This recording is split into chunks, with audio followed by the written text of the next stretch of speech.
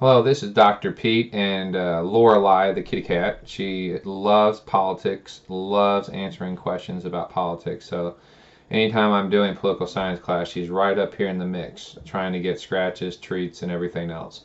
Normally she lays in my lap. She's getting older, so whatever I'm talking about, as long as she has a lap to sit in, she's pretty happy. But anyways, this morning she's more aggressive. But there was a student asking about the Electoral College and all the things go along with it. Mind you, I've done some videos on it before, but some of the things to address, and there's just so many things to address over it, is looking at things in perspective. Okay, and a lot of times schools will have electoral college discussions in government class about, like what's the system look like? Should it be changed? If it is changed, how? Should it be modified? If so, how? I mean, there's all these questions like that. But I ask questions like, well, that's fine if someone doesn't like the electoral college, but what do you have to do to change it? What steps do you have to do to change this system in order to make it something different? That's a big first question. The second one is, what system are you proposing that would allow for stability that we've received over the last couple hundred years? What system could you envision doing that? And then the next question I would have is, what checks and balances in that new system are there? For example, I'll have students that are very pro one side, well, in this case Democrat with the last election, and they'll say, well, it should all be run by national popular vote. And you're like, oh, okay. Well, this wasn't a problem back in the other times when, say, Bill Clinton didn't win by a majority. He won by plurality of the Electoral College, and that's because there were three people running. Or, other people, like when Clinton did win everything, the majority, and that's, or when Bush won, he won the first one with Electoral College, the second one with both, National Popular Vote and Electoral College. So what I'm trying to say is there's a consistency factor. And so if one were to say, well, we want the national popular vote because, see, we would have won had that been in place, well, that's fine, but what are the checks and balances? In other words, with the Electoral College, there's 50 states checking over things. There's, in theory, the federal government, but one can't really, use that because states are run by, our elections are run by states. So the question then becomes is, what would a national popular vote look like? And so I have a student and I'll say, well, the executive branch, like in theory, this president running or their successors running, and they say, well, I know that we just won the election by this state and they spiked the vote, and we know there's voter fraud, but I'm going to tell people, American people, we don't think there is. And then you reinstall this president or your successor as a president. How do you really think that this person is going to be honest and legitimate?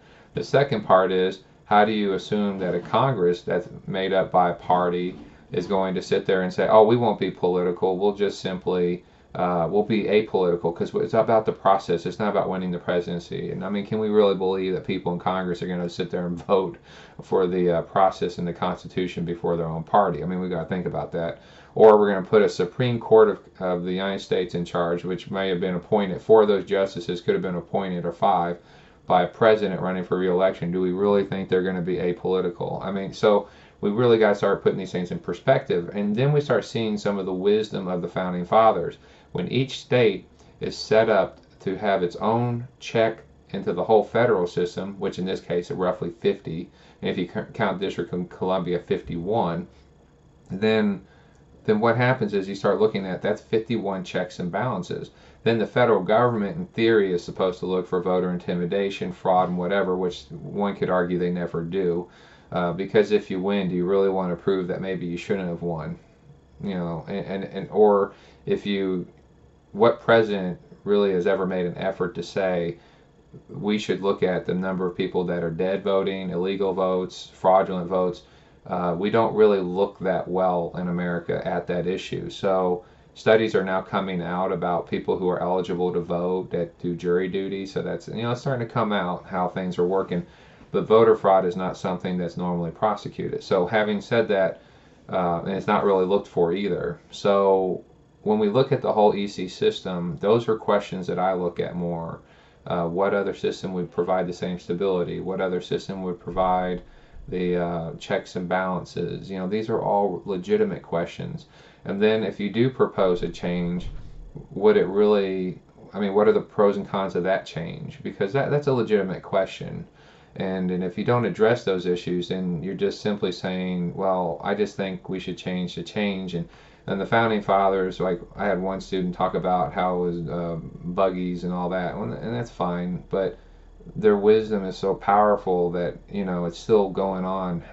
We're the oldest democracy, if you will, in theory in the world, and we're the most successful. So obviously it works. And then we say, well, federalism has changed over the years. Yes, that's true, but having said that, it doesn't mean it still isn't there. And so how do that argument that, well, these are a bunch of out of date people and they don't know what they're talking about? Well, what's the other solution?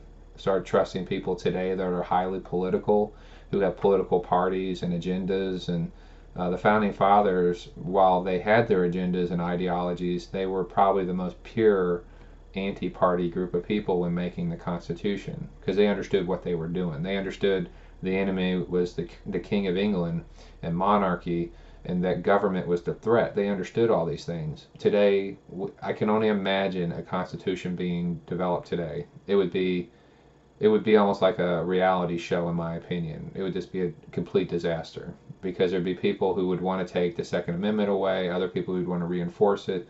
They I think people really need to start traveling the world more. And when they don't have the freedom of speech, like in Europe, there's not a lot of freedom of speech. You say something that someone doesn't like, and you get prosecuted. And in other countries, you don't have the right to protect yourself with weapons. You don't have a lot of the rights to protest and do things. You don't have a right to go into their country and just stay there, and then demand things from them. You just don't get those things. Even in Europe, you don't get those things. I remember when I got out of the Air Force, and I love the United Kingdom. I think they're great people. I remember it's like, well, there was like some obligatory thing saying, well, your military service is ending, so you and your wife and family have to leave. I was like, wow. I mean, I don't think I'm a bum, but it was like, if you don't have a job, you got to go. It was that clear, So, anyways, having put all that in perspective, sometimes it's important to put things in perspective of like voting systems and how they work, and take the time maybe to go see other systems and how they insulate things and develop things, and the stability of their systems and the political culture at the end of the day.